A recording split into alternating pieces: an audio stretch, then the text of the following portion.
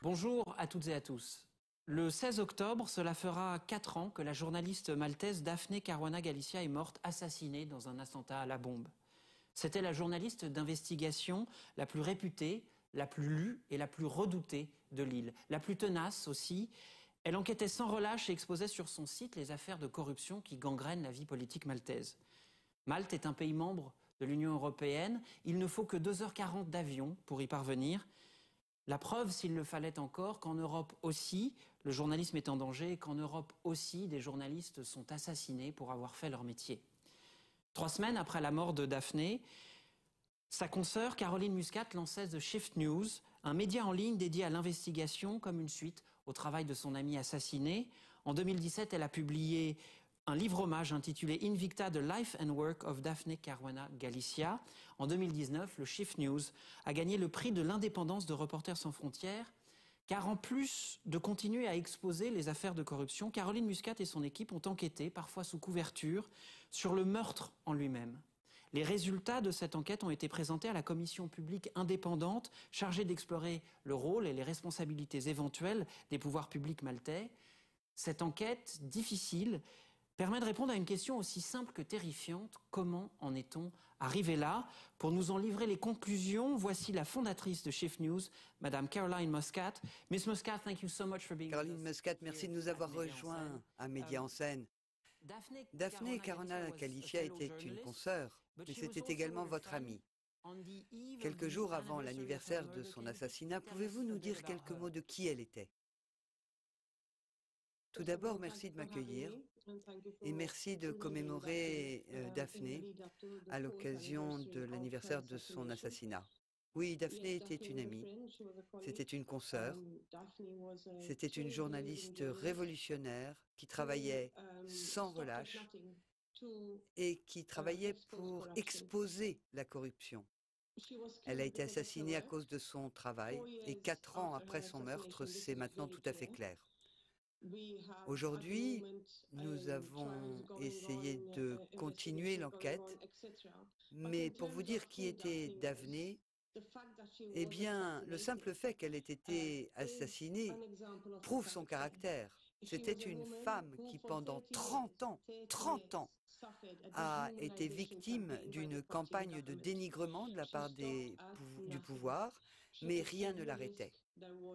Et elle en a payé le prix. Elle en a payé le prix de sa vie. Il y a eu des menaces sur sa vie précédemment, vous l'avez dit. Son chien a été tué, il y a eu un départ de feu à côté de sa maison. Donc elle était menacée, elle faisait l'objet de menaces physiques. Mais est-ce que quelqu'un dans votre pays pensait qu'il était possible d'assassiner un journaliste en plein jour simplement pour le fait qu'elle faisait son travail de journaliste? Absolument pas. Malte est membre de l'Union européenne. Nous avons rejoint l'Union européenne parce que nous adhérons aux valeurs de l'Union européenne. Et c'est ce sur quoi nous étions tous d'accord. Bien entendu, nous avons des problèmes de liberté d'expression comme dans tous les autres pays. Mais de là à tuer un journaliste en plein jour, à quelques mètres de sa maison, et par une attaque à la bombe, c'était un message qui était envoyé à tout le pays. Un message qui disait il ne faut pas nous attaquer, nous avons trop de pouvoir. Et ce choc de son assassinat, le résultat de la colère, la frustration, tous les Maltais se sont demandé mais comment ça peut arriver chez nous? Et à partir de là, nous avons trouvé des moyens pour continuer le combat et nous travaillons aujourd'hui, et c'est vrai que notre travail est d'une grande valeur, nous avons continué autant que faire se peut à poursuivre l'enquête qu'elle avait lancée pour nous assurer que nous pouvions transmettre le message. Le message, c'était, vous pouvez en tuer l'un d'entre nous, mais vous ne pourrez pas tuer l'histoire qu'elle racontait. Est-ce que les choses ont changé après son assassinat? Est-ce que la population s'est rangée aux côtés des journalistes? Est-ce qu'il est plus facile pour vous de faire votre travail ou est-ce que les choses demeurent très tendues pour vous à Malte? Pas grand-chose n'a changé dans le pays. Pour ce qui est de la campagne, nous avons fait quelques pas en avant. C'est vrai que l'assassinat a été le point de départ d'une très grande campagne au niveau national, au niveau international. Et nous voulions nous assurer que les engagements pris par le gouvernement à la suite de cet assassinat soient respectés. Après 2 ans où le gouvernement traînait les pieds, la famille a réussi à mettre sur pied une enquête indépendante et les résultats de cette enquête ont été publiés au mois de juillet cette année. Et le panel de juges est parvenu à la conclusion que c'est l'État qui porte la responsabilité de son assassinat. Par ailleurs, les juges ont très clairement dit que la propagande politique, que la campagne de dénigrement dont elle a été victime, que l'isolement dont elle a été victime, ont joué un rôle clé dans son assassinat. Je voudrais revenir un petit peu sur cette campagne, mais parlons d'abord de l'enquête de police, parce qu'il y a 2 choses séparées. La police qui enquêtait sur les aspects légaux, qui essayait de trouver qui avait assassiné votre consoeur, et ensuite l'enquête publique qui essayait de voir quel était le rôle joué par les partis au pouvoir à Malte. Est-ce qu'ils avaient une responsabilité? Mais quelques mots tout d'abord sur l'enquête de police. Cela fait 4 ans qu'elle est en cours. Où en êtes-vous au niveau de l'enquête? Alors, cette enquête a abouti à l'identification de coupables. À Malte, vous savez que le système judiciaire est très lent. Il faut beaucoup de temps pour parvenir à des résultats. Mais aujourd'hui, nous avons 3 personnes accusées d'avoir posé la bombe. Vous avez des gens qui sont arrêtés accusés d'avoir fourni la bombe. Vous avez des personnes accusées comme étant les cerveaux qui ont organisé l'opération. Mais pour l'instant, aucun procès n'est en cours. Il y a simplement Blick à révéler. C'est que oui, l'enquête de police était en cours, mais les journalistes à Malte et partout dans le monde étaient en train d'essayer de comprendre qui était responsable véritablement de cet assassinat. Et ce que l'on a découvert dans le cadre de l'enquête publique, c'est que des responsables de la police au plus haut niveau étaient en train de fuiter de l'information sur l'enquête à ceux qui sont aujourd'hui accusés. Donc, nous avons évidemment un très gros problème sur la manière dont se déroule la justice dans notre pays. Et c'est la raison pour laquelle cette enquête publique était si importante pour nous permettre d'avancer. Alors ça, c'est le contexte dans lequel votre équipe a mené sa propre enquête. Qu'avez-vous découvert dans votre enquête à vous?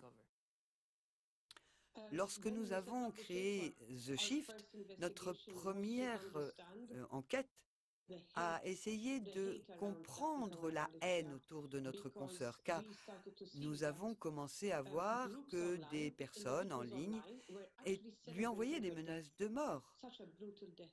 Et les conversations sur les réseaux sociaux étaient très similaires. Donc on a commencé à se rendre compte que là, il y avait une coordination. Facebook, à Malte, reste la plateforme dominante. Et donc, on s'est un peu concentré sur Facebook. Et ce que nous avons constaté, c'est que, et grâce à des lanceurs d'alerte qui nous ont permis de pénétrer ces groupes secrets, on s'est rendu compte que ces groupes étaient très ancrés dans le gouvernement, qu'ils étaient modérés par des gens qui travaillent au ministère de la Justice ou au ministère de l'Éducation. Et donc, on s'est concentré sur 6 groupes qui ont plus de 60 000 membres, ce qui dans certains pays n'est pas grand-chose, mais qui chez nous est énorme. Et tout cela est modéré depuis puis les ministères qui mettent en avant un discours de haine et qui continuent, parce que non seulement ils ont essayé de tuer Daphné une première fois, mais ils l'ont assassinée une deuxième fois en s'assurant que sa mémoire soit totalement oubliée.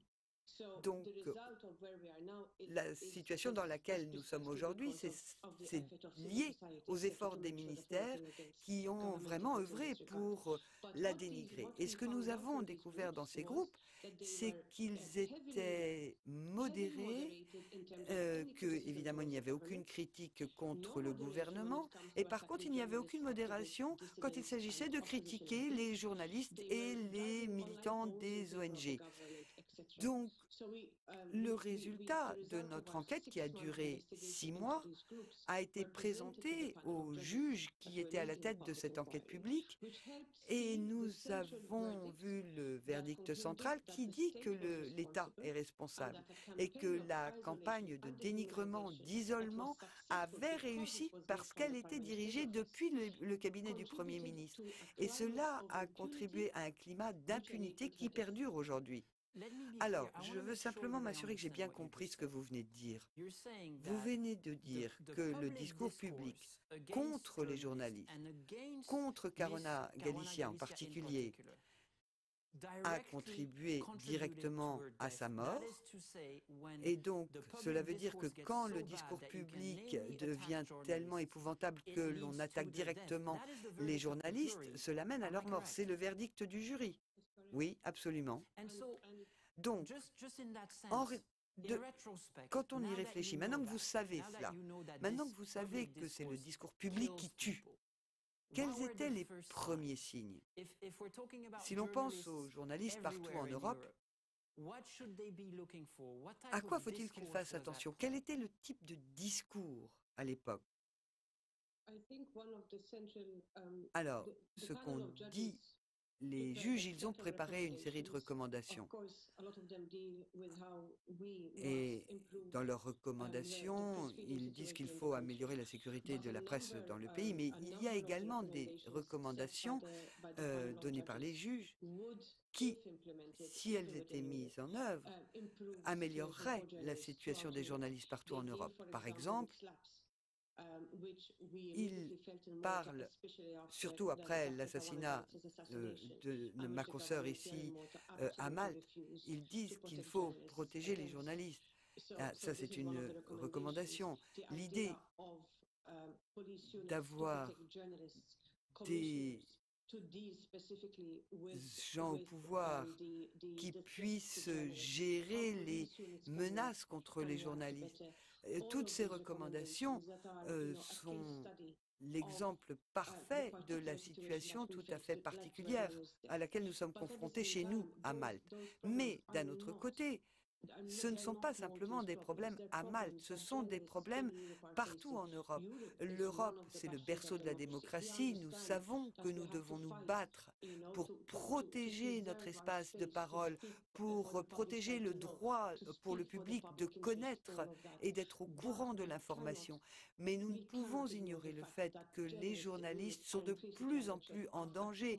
Quelques mois après l'assassinat de ma consoeur, vous avez eu l'assassinat de Jan Kuciak et de sa fiancée en Slovaquie. Vous avez ensuite eu l'assassinat d'un journaliste aux Pays-Bas. Donc, très clairement, il y a un problème en Europe. Et nous présentons ces conclusions afin de pouvoir partager notre expérience avec d'autres journalistes en Europe et pour dire que ce que nous pouvons faire pour nous battre, pour protéger cet espace de liberté d'expression, c'est d'utiliser nos compétences de journalistes, d'enquêteurs, pour faire émerger la vérité. Nos enquêtes sont absolument nécessaires pour nous assurer que la police et que les autorités judiciaires soient tenues responsables de leurs actions. Nous suivons l'enquête et c'est la raison pour laquelle notre consoeur a été assassinée. Si la police avait fait son travail, Daphné serait toujours avec nous aujourd'hui. J'en reviens à ce que vous disiez. Et selon vous, Est-ce que les journalistes sont aujourd'hui plus exposés parce que leur travail est plus nécessaire que jamais aujourd'hui? Vous venez de citer le nom de quelques collègues qui ont été assassinés récemment. Pourquoi cette colère? Pourquoi est-ce que cette colère s'est déplacée sur les journalistes? Vous, votre rôle en tant que journaliste, quel est-il aujourd'hui? Alors, je ne peux parler que de mon expérience personnelle. Après l'assassinat de Daphné, il y a eu du positif qui en est ressorti. Tout d'abord, nous avons compris que nous devions plus coopérer entre les différents médias, non seulement au niveau de notre pays, et il se trouve que nous coopérions régulièrement avec d'autres médias dans notre pays et à l'échelle internationale. Donc, nous devons comprendre que nous travaillons dans un climat dans lequel euh, il faut comprendre comment nos lois ne sont pas adaptées pour nous protéger, mais ce genre de débat, ça dure très longtemps. Et nous, on fait notre travail au quotidien. Donc il nous faut trouver des moyens pour travailler ensemble, pour nous protéger les uns les autres, pour nous protéger nous-mêmes. Et ce que toute cette expérience nous a appris, c'est l'importance de cette collaboration, l'importance de la solidarité, l'importance de mettre en lumière les menaces qui pèsent sur chacun d'entre nous dans tous nos pays. Mais ce qui est très important, c'est que l'Europe arrête de parler et passe à l'action, parce que chaque journée perdue peut être le jour où un journaliste sera assassiné. Eh bien, Mélissa, merci infiniment de nous avoir parlé de votre collègue. Cela nous rappelle les dangers auxquels sont confrontés les journalistes aujourd'hui. Et ce n'est d'ailleurs pas notre prochain invité qui dira le contraire. Au début de sa carrière, il a couvert conflits et catastrophes, mais c'est dans son propre pays, aux États-Unis, qu'il a dû affronter la plus grande hostilité, à cause notamment d'un discours politique, que nous en parlions à l'instant, extrêmement tourné contre les journalistes. Souvenons-nous d'ailleurs que Donald Trump appelait les journalistes les ennemis du peuple. Notre prochain invité est l'un des journalistes les plus connus du monde. Il est le visage de CNN. Il vient nous dire comment continuer à être journaliste face à ceux qui nient la réalité et comment lutter contre les fake news pour mieux défendre la démocratie. Restez avec nous. Dans quelques minutes, notre prochain invité, c'est Anderson Cooper. À tout de suite.